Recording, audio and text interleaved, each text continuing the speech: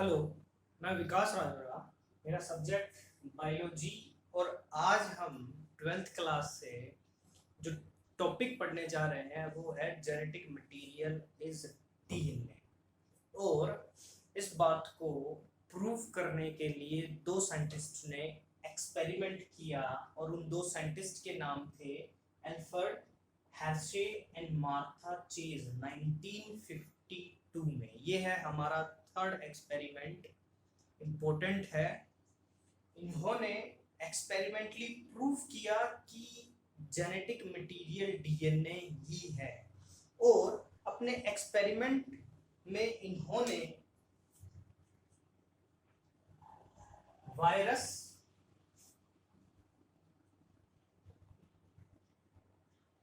और बैक्टीरिया को लिया। वायरस बैक्टीरियोफेज लिया। बैक्टीरियोफेज वायरस जो इन्फेक्ट करता है बैक्टीरिया को वो है इकोलाई, इश्चीरिया कोलाई। ये बैक्टीरिया होता है, इसको ये वायरस इन्फेक्ट करता है। तो इसने ये दो चीज ली।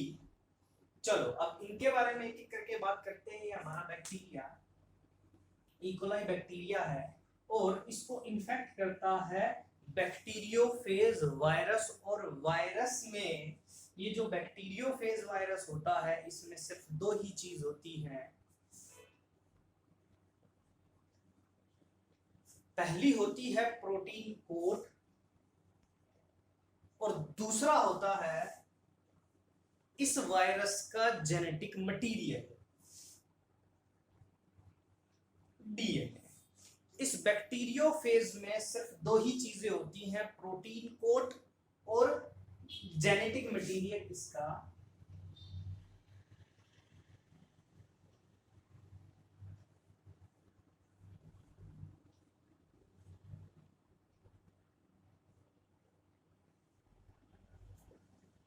ये है।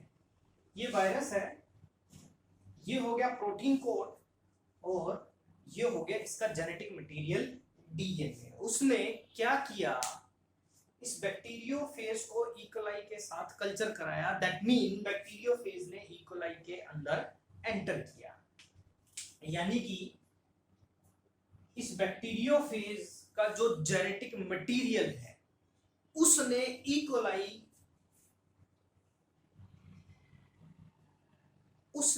इकोलाई बैक्टीरिया के अंदर एंटर किया। किसने एंटर किया? इस बैक्टीरियोफेज के जेनेटिक मटेरियल में। अब इनको यही पता लगाना था कि इस वायरस में तो सिर्फ दो ही चीजें हैं, प्रोटीन कोड और डीएनए, यानी कि प्रोटीन है और डीएनए है।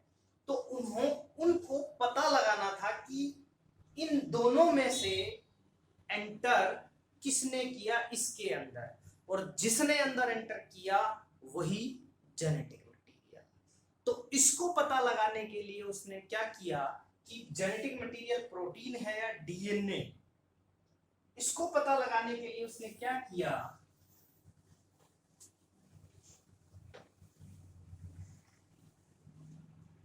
दो कल्चर बनाए।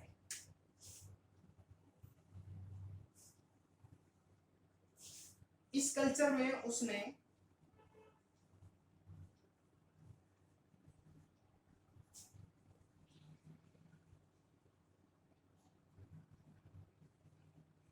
रेडियो एक्टिव फास्फोरस डाला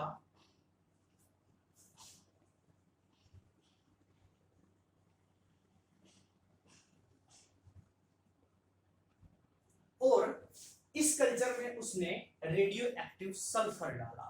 फिर उसमें जो बैक्टीरियोफेज वायरस है उसको कल्चर कराया। कल्चर कराने से उसे क्या देखने को मिला, उस वायरस में कल्चर किया और न्यू वायरसेस बनाए। जो नए वायरस बनाए, उन नए वायरस में जो डीएनए था वो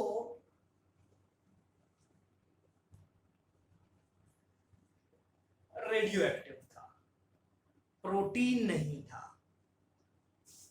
वायरस को रेडियो एक्टिव वाले फास्फोरस में कल्चर कराया। कल्चर कराने से उस वायरस ने नए वायरस बनाए और नए वायरसेस में जो डीएनए था वो डीएनए रेडियो एक्टिव था, प्रोटीन नहीं था। क्यों नहीं था? क्योंकि हम डीएनए का बायोकेमिकल नेचर पढ़ चुके हैं कि डीएनए किस चीज का बना होता है। डीएनए में सल्फर नहीं होता, डीएनए में फास्फोरस होता है। तो जब इस वायरस से नए वायरस बने तो नए वायरस बनने के लिए डीएनए भी नया बनेगा। तो नया डीएनए बनाने के लिए जो रॉ मटेरियल यूज हुआ, स्पेशली फास्फोरस, वो क्या था? रेडियो एक्टिव था। तो इसीलिए जो नया वायरस है, उस नए वायरस में जो डीएनए था वो कैसा हो गया? Radio active. चलो, यहां पर कौन रेडियो एक्टिव होगा? सिंपल सी बात है, फास्फोरस हमने अभी बात की है, डीएनए में नहीं होता। डीएनए में, सॉरी, सल्फर डीएनए में नहीं होता, डीएनए में फास्फोरस होता है। तो जो रेडियो एक्टिव सल्फर था, उसमें वायरसेस को कल्चर कराया और कल्चर कराने से क्या देखने को मिला? जो नए वायरस थे, उन नए वायरस में रेडियो एक्टिव कौन था? Protein coat.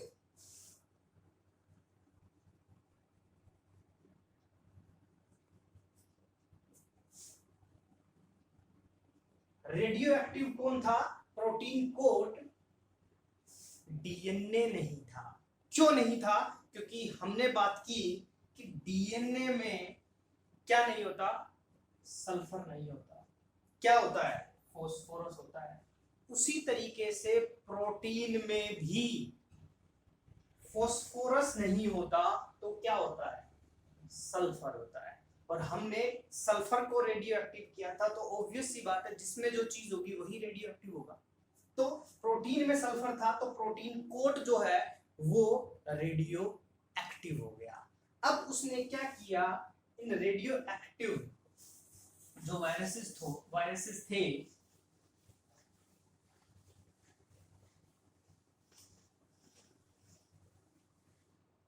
जो रेडियो एक्टिव वायरसेस थे, इनको बैक्टीरिया के साथ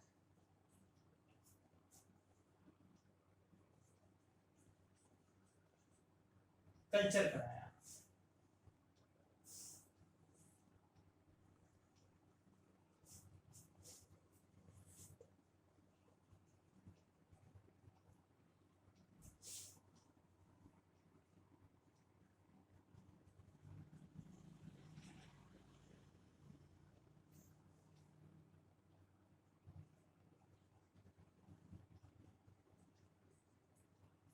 कल्चर कराया।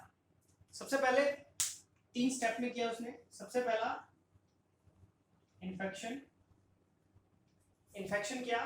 इन्फेक्शन में वायरस और बैक्टीरिया को एक साथ कल्चर कराया, जिसकी वजह से क्या हुआ?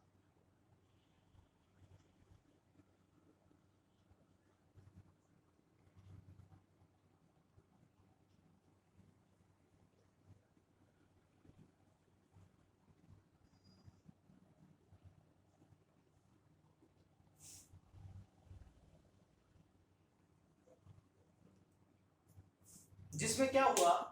वायरसेस जो है उसमें जो डीएनए है वो बैक्टीरिया सेल के अंदर इंसर्ट कर गया। दोनों में सेम होगा, क्योंकि जो डीएनए है वही बैक्टीरिया के अंदर जाता है। तो उसके बाद उसने दूसरा स्टेप ब्लेंडिंग की। ब्लेंडिंग ने क्या कर दिया? जो खाली वायरस कोट था उसको बैक्टीरियल सेल से सेपरेट कर दिया। ब्लेंडिंग में सेपरेशन किया उसने। किसको? जो वायरस कोट थे उनको बैक्टीरिया से। दोनों में सेम ब्लेंडिंग की।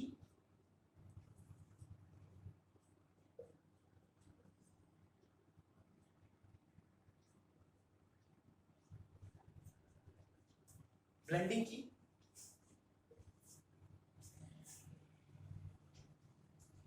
और तीसरा उसने जो स्टेप किया वो था सेंट्रीफ्यूगेशन।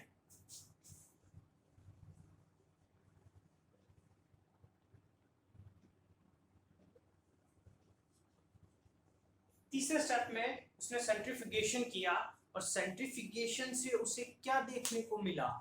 सेंट्रीफ्यूगेशन से उसे ये देखने को मिला जिस बैक्टीरिया को रेडियो एक्टिव फॉस्फोरस वाले वायरस के साथ इन्फेक्ट किया था, उस बैक्टीरिया के अंदर क्या था?